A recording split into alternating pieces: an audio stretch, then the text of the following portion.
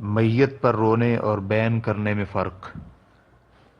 ایک بہن کا سوال ہے کہ آپ فوت شدہ پر رونے اور بین کرنے میں فرق کی وضاحت فرما دیں، اور کیا آہو بکا، چیخو پکار اور آواز نکال کر غم و پریشانی اور آنسو بہا کر غم ظاہر کرنا بھی بین کرنے میں شامل ہوتا ہے؟ یہ معاملہ بہت حیران کن ہے اور میں اس سلسلے میں وضاحت کی طلبگار ہوں، کیونکہ بین کرنا گناہ کا باعث ہے۔ آپ اس سلسلے میں وضاحت فرما دیں، اللہ کچھ جزائے خیر عطا فرمائے۔ الحمدللہ والصلاة والسلام علی رسول اللہ۔ اہل علم کے ہاں بین کا دار و مدار بین کرنے والے کی آواز اور کلام پر ہے، اور یہاں کلام سے مراد یہ ہے کہ وہ مرنے والے کے بارے میں بات کریں اور اس کے اوصاف اور محاسن اپنے بین میں بیان کریں، یا پھر عورتیں بین کرتے وقت جو لمبی لمبی آواز نکالتی ہیں وہ مراد ہے، یا پھر چیخو پکار کرنا جو کہ بین کے وقت معروف ہے۔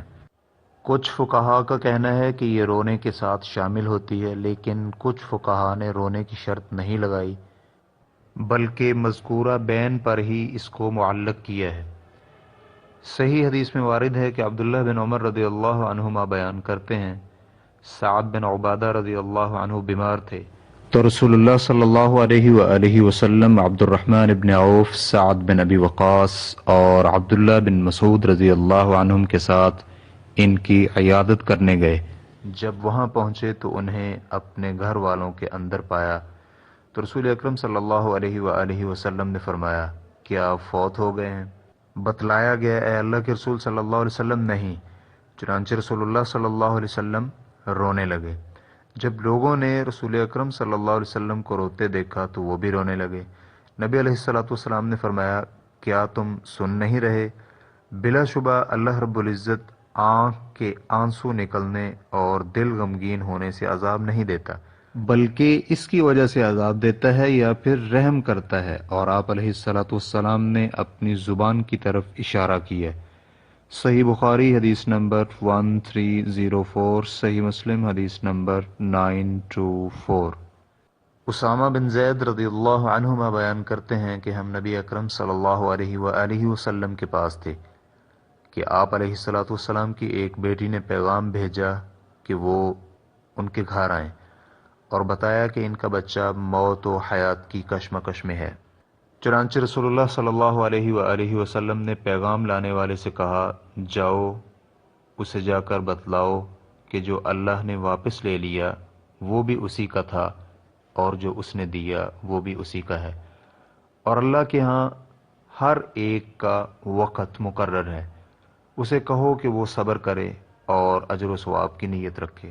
تو وہ پیغام لانے والا نبی علیہ الصلوۃ والسلام کے پاس آیا اور عرض کی، آپ کی بیٹی نے قسم دی ہے کہ آپ ضرور تشریف لائیں۔ چنانچہ رسول اللہ صلی اللہ علیہ وآلہ وسلم وہاں سے اٹھے تو آپ کے ساتھ سعد بن عبادہ اور معاذ بن جبل رضی اللہ عنہم بھی تھے۔ میں بھی ان کے ساتھ چل پڑا۔ جب رسول اللہ صلی اللہ علیہ وآلہ وسلم وہاں پہنچے تو آپ کو بچہ دیا گیا۔ آپ نے اٹھایا تو اس کی جان نکل رہی تھی، گویا کہ جان کسی مشکیزے میں اٹکی ہو۔ تو رسول اللہ صلی اللہ علیہ وآلہ وسلم کی آنکھوں سے آنسو بہنے لگے۔ سعد رضی اللہ عنہ نے عرض کیا، اے اللہ کے رسول صلی اللہ علیہ وآلہ وسلم، یہ کیا ہے؟ آپ علیہ الصلوۃ والسلام نے فرمایا، یہ رحم دلی اور نرمی اور رحمت ہے جو اللہ سبحانہ و تعالی نے اپنے بندوں کے دلوں میں رکھی ہوئی ہے، اور اللہ سبحانہ و تعالی بھی اپنے رحم دل بندوں پر ہی رحم کرتا ہے۔ صحیح بخاری حدیث نمبر 1284، صحیح مسلم حدیث نمبر 923۔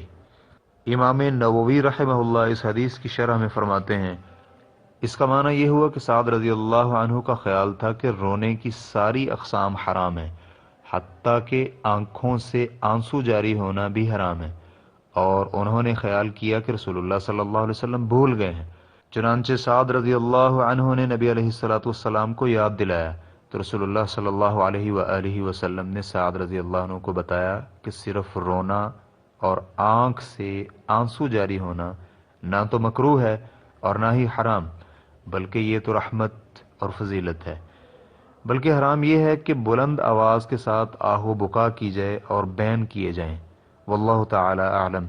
اسلام کی ریکارڈنگز مؤسسۃ الشیخ صالح المنجد، المملکۃ العربیۃ السعودیہ، فتویٰ نمبر 163276۔ والسلام علیکم ورحمۃ اللہ وبرکاتہ۔